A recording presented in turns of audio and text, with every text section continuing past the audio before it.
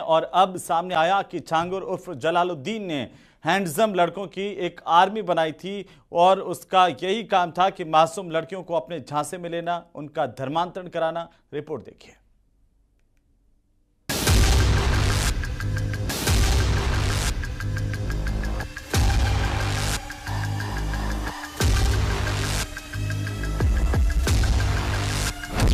छांगुर की धर्मांतरण वाली चॉकलेट आर्मी। चॉकलेट आर्मी का टारगेट लव जिहाद। चॉकलेट आर्मी में हैंडसम लड़कों की भर्ती। चॉकलेट आर्मी के सहारे धर्मांतरण वाली साजिश। छांगुर बाबा और जलालुद्दीन के यूपी से लेकर देश के कई राज्यों या फिर कहें विदेशों तक फैले धर्मांतरण के खेल में फंसे एक के बाद एक मामले सामने आ रहे हैं और इन मामलों में जो सबसे अहम बात निकल कर आ रही है वो है छांगुर की चॉकलेट आर्मी।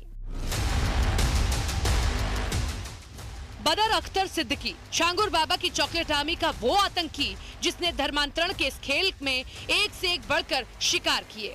अब तक कई हिंदू लड़कियों के धर्मांतरण के पीछे बदर अख्तर सिद्दीकी का नाम सामने आ चुका है।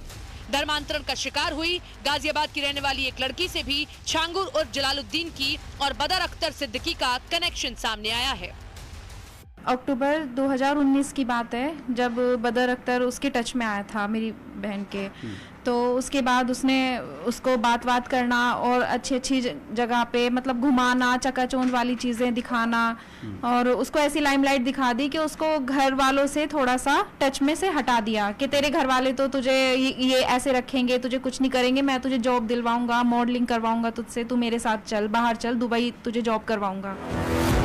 छांगुर का चॉकलेटी बॉय बदर अख्तर सिद्दीकी पहले लड़कियों से दोस्ती करता है, फिर उन्हें महंगी गाड़ियों और महंगी लाइफस्टाइल के जाल में फंसाता है और इसके बाद उन्हें वो दुनिया दिखाता है जिसको पूरा करना सामान्य परिवारों से आने वाली लड़कियों के बस की बात नहीं होती। और यही वो पॉइंट होता है जहाँ से बदर अख्तर सिद्दीकी जैसे सुंदर दिखने वाले लड़के अपने जाल में फंस चुकी लड़कियों को पहले उनके परिवारों से अलग करते हैं और फिर धर्मांतरण वाली साजिश को अंजाम देते हैं। धीरे धीरे वो उसकी बातों में इन्फ्लुएंस हो गई।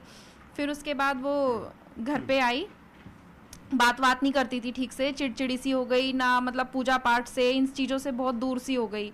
फिर उसके बाद हमने उससे पूछा कि क्या हुआ, क्या करना है। वो अच्छा खासा ट्रैवल एंड टूरिज्म का कोर्स कर रही थी, वहाँ पे वो उसके टच में आया था।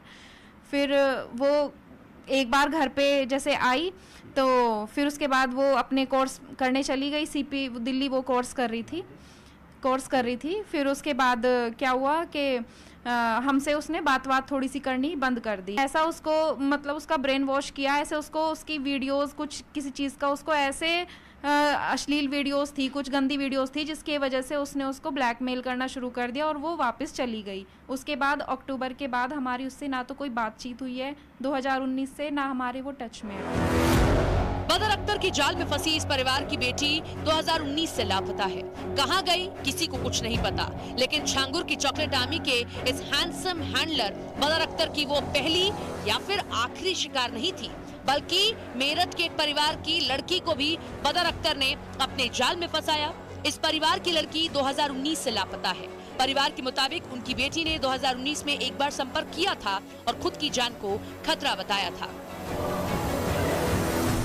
2019 के लास्ट से जो है हमारा मेरी बहन से कोई मतलब हमारी फैमिली का कोई बात नहीं हुई, कोई कुछ नहीं हुई। कहाँ है वो, कहाँ नहीं, कुछ नहीं पता। ये बदर सिद्दीकी आरोपी है, ये आरोपी है। आपका कहना है कि ये छांगुर गैंग के साथ जलालुद्दीन और छांगुर बाबा सिंडिकेट के साथ जुड़े रहे हो बिल्कुल 100%। छांगुर और जलालुद्दीन की फौज का चॉकलेटी बॉय बदर अख्तर सिद्दीकी मेरठ का रहने वाला बताया जा रहा है और आरोप है कि उसके जाल में 1 दर्जन से ज्यादा लड़कियां फंस चुकी हैं, जिनके परिवार आज भी अपनी बेटियों की तलाश कर रहे हैं। लेकिन अभी तक न तो उनकी बेटियां वापस लौटी हैं और न ही आरोपी बदर अख्तर सिद्दीकी का कोई सुराग लगा है।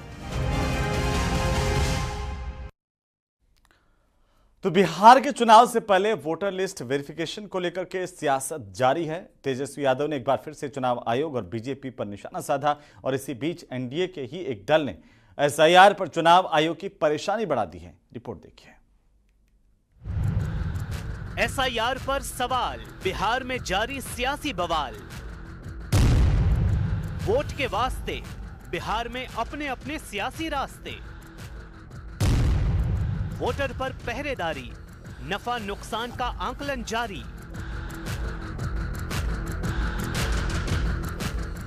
बिहार में मतदाता सूची सत्यापन के खिलाफ महागठबंधन ने अपनी लकीरें एकदम क्लियर कर ली हैं। उन्होंने चुनाव आयोग पर सवाल उठाए हैं।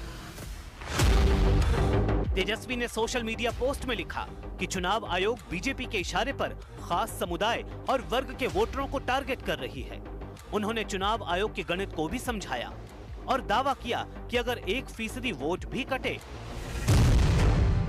तो वोटर लिस्ट से 7,90,000 मतदाताओं के नाम गायब हो जाएंगे। बिहार के हर विधानसभा से 3,251 मतदाताओं का नाम कटेगा। उन्होंने 2020 विधानसभा के चुनावों का उदाहरण देते हुए कहा कि 35 सीटों पर हार जीत का अंतर 3,000 से कम था, जबकि 2020 विधानसभा नतीजों में 52 सीटें ऐसी थी जहां जीत का अंतर 5,000 से कम था।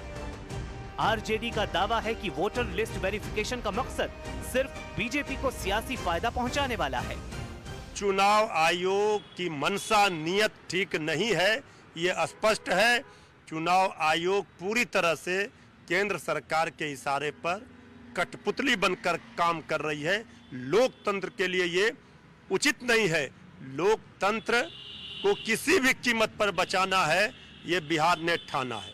ये SIR जो इलेक्शन कमीशन करवा रहा है बिहार में, ये असली बात ये है कि SIR जो लोक कल्याण मार्ग में निवास करते हैं वही जिम्मेदार है। लोगों का जो वोट है, वोट का हक जो हक है, कानूनी, न केवल कानूनी हक है पर संवैधानिक हक है नागरिकों का, उसको छीनने की प्रयास की जा रही है। तो हम ECI से बड़ी हम्बली रिक्वेस्ट करेंगे कि आप उन BLOs का नंबर दो हमको। हमारे पार्टी के लोग जाकर उन BLOs से पूछेंगे कहां पर आपको दिखा है बांग्लादेश, कहां पर आपको नेपाली दिखा, कहां पर आपको म्यांमार का दिखा। हम BLO को मिलकर उसको बताएंगे, वहां के लोगों को पूछेंगे। वोटर लिस्ट वेरिफिकेशन पर छिड़े विवाद के बीच चुनाव आयोग ने आंकड़ा जारी किया है।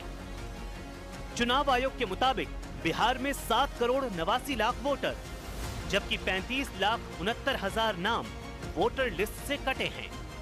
12,55,000 वोटरों की मौत हो चुकी है। 17,37,000 मतदाता बिहार छोड़कर जा चुके हैं, जबकि 5,76,000 वोटर डुप्लीकेट पाए गए हैं। चुनाव आयोग ने विपक्ष के उठाए सवाल पर पलटवार भी किया है। चुनाव आयोग हमेशा एक पंचिंग बैग की तरह ट्रीट किया जाता है सारे राजनीतिक दलों द्वारा। जिसके मन की बात नहीं होती है वो उसको पंच करता रहता है, उसे क्रिटिसाइज करता रहता है, और ये हमेशा होता रहता है। और ये एक स्वस्थ लोकतंत्र का प्रमाण भी है कि हमारे यहाँ लोकतंत्र जीवित है, स्वस्थ है। और चुनाव आयोग रेफरी के होने के कारण जो बॉक्सिंग मैच चलता है उसमें वो पंचिंग बैग की तरह अपने को धीरे धीरे बचाता रहता है और काम करता रहता है। और चलिए इसी के साथ ही स्पेशल रिपोर्ट में फिलहाल इतना ही। नमस्कार।